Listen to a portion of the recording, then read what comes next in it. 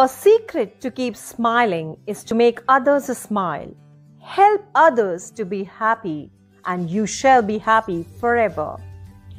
This way of the life is preached and followed by our virtuous speaker Acharya Vivek Gupta ji, who is a living example of how to live life beautifully and spiritually without any worries.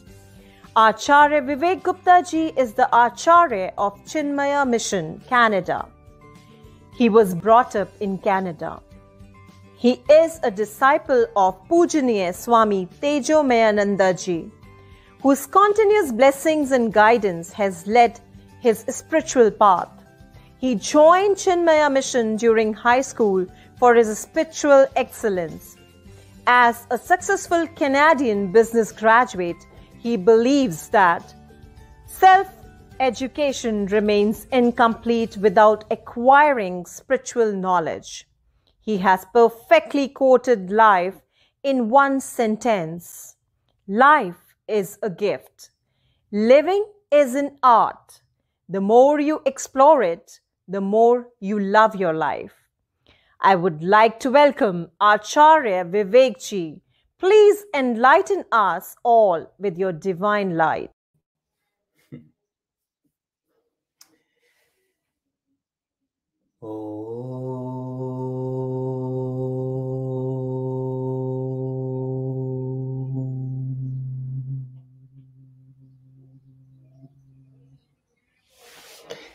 Hari Om, and greetings from Pittsburgh.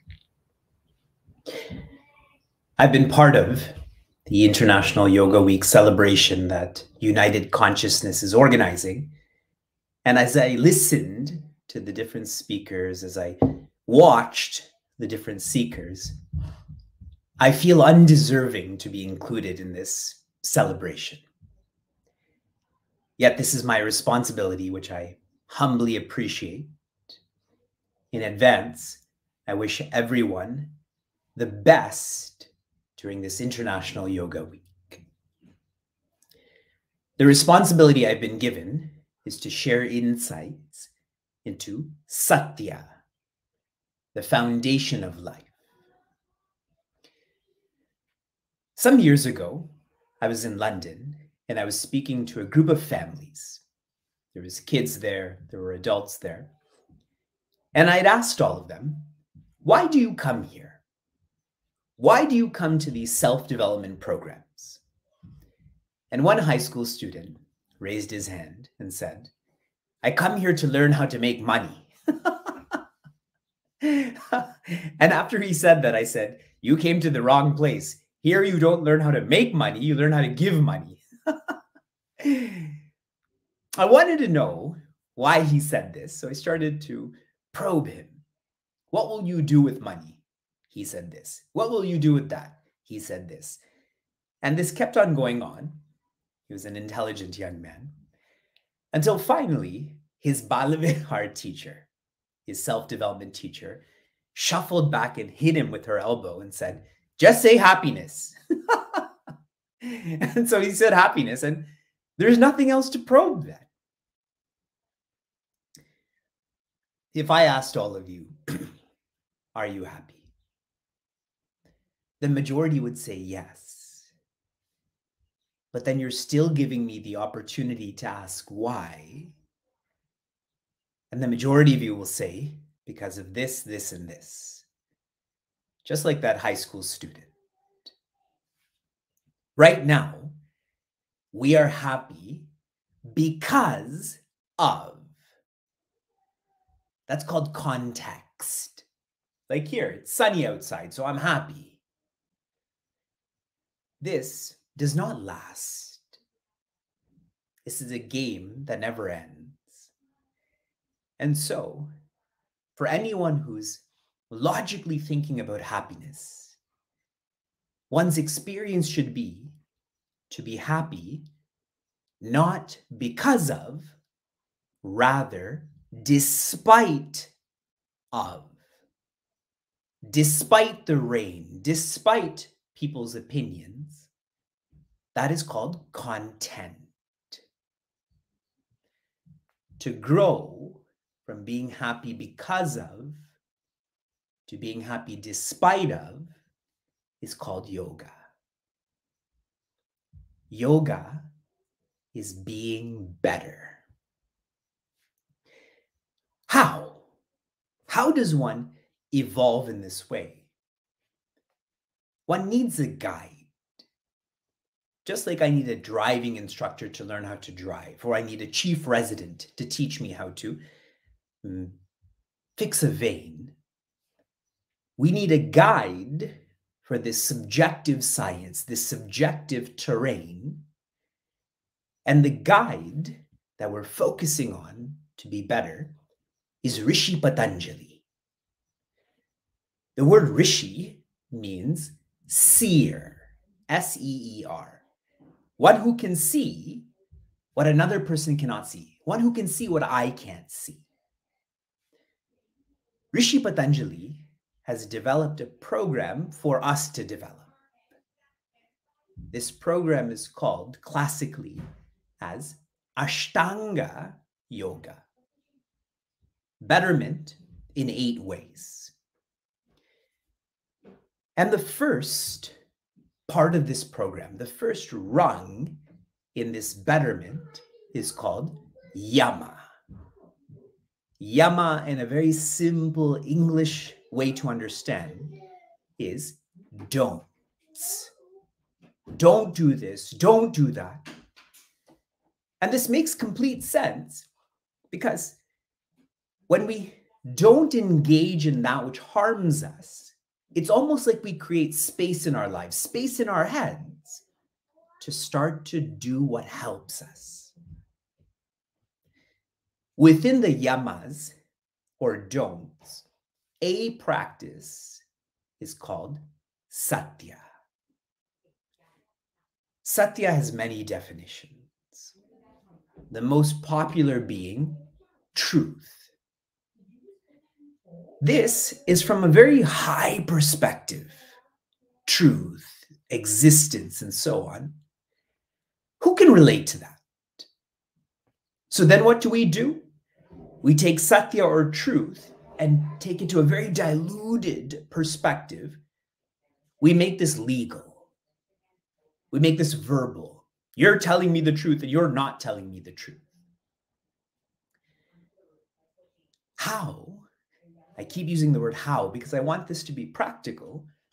How does one go from this diluted perspective to this highest perspective? From legal to existence. Another program to help us to practice Satya, to live up to this, starts with, and these are all similar sounding words, so try to note these. Satsanga. See that prefix or that base sat is in all of these words. Satsanga, which means to associate, to revolve around noble people.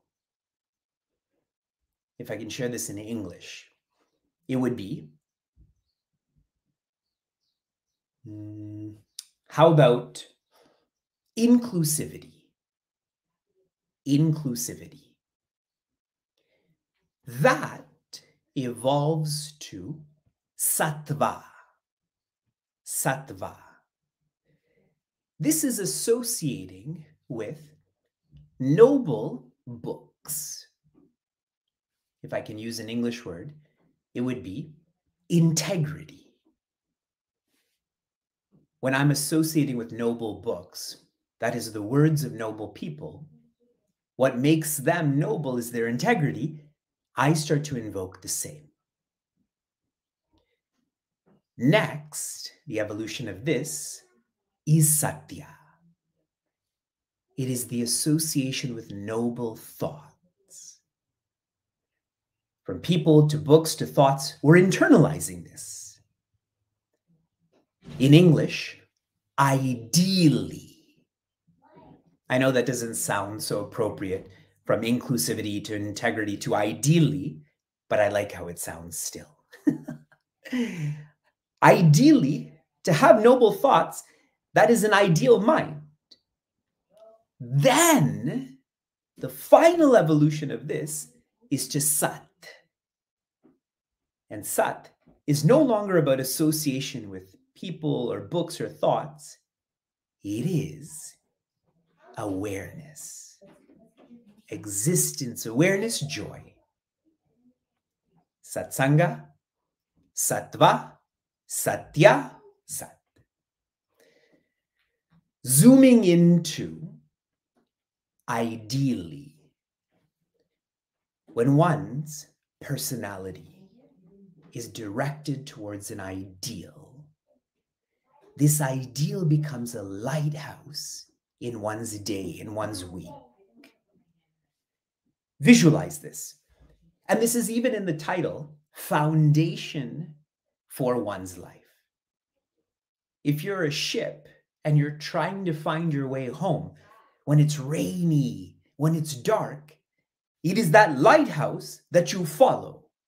It is that lighthouse that offers light, not to get sidetracked, to get crashed into these rocks. That's what an ideal is in our lives. Ideals like compassion and generosity and discipline and so on. Thinking of this psychologically, when I have an ideal in my inner world, it simplifies how I have to make decisions. I become more decisive.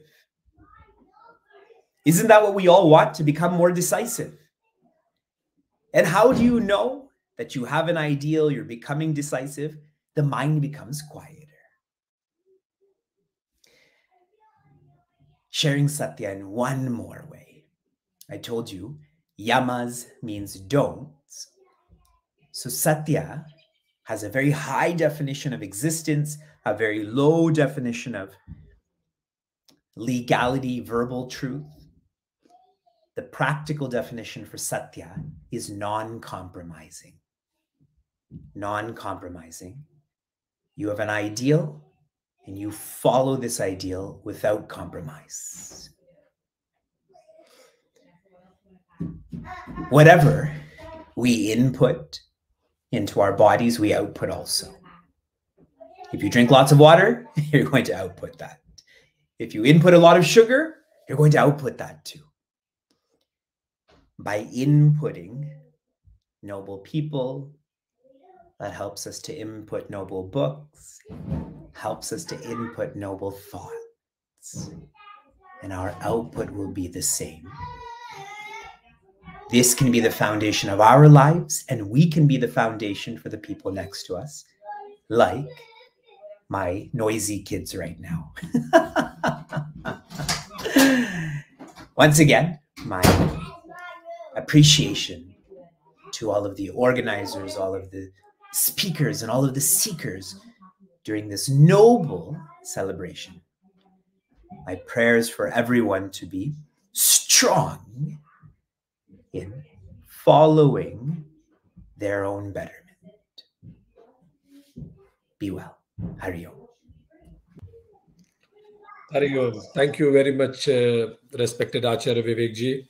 The terms that you used are really very technical, but the way you approach them were very simple. I'm sure that it has brought more clarity, and audience will be happy despite of any situation. And that you said is yoga. And the way you mentioned that satsang, noble people around, sattva, noble books, and satya, noble thoughts, together lead us to sat, existence, awareness, and joy. I'm sure that this will inspire people to have higher ideals in life, to follow them, and to create a better world, which is the objective of United Consciousness also. So thank you very much, respected Vivek ji. We are so inspired. Thank you. We thank Acharya Vivek ji for his excellent discourse. Thank you so much, Acharya Vivek ji.